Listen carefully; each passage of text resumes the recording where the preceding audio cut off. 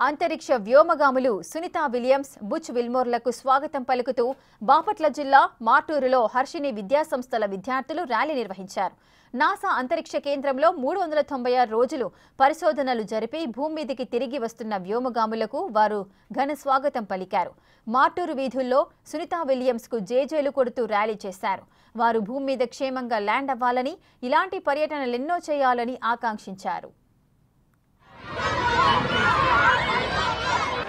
ఈరోజు శ్రీహర్షిని విద్యా సంస్థల తరపున మేము మార్టూరు పురవీధుల్లో సునీత విలియమ్స్ గారు 396 రోజులు స్పేస్లో గడిపి దిగ్విజయంగా భూమి మీదకు వస్తున్న సందర్భంగా మేము మా శ్రీహర్షిని స్కూల్ విద్యార్థులతో ర్యాలీ కండక్ట్ చేశాము.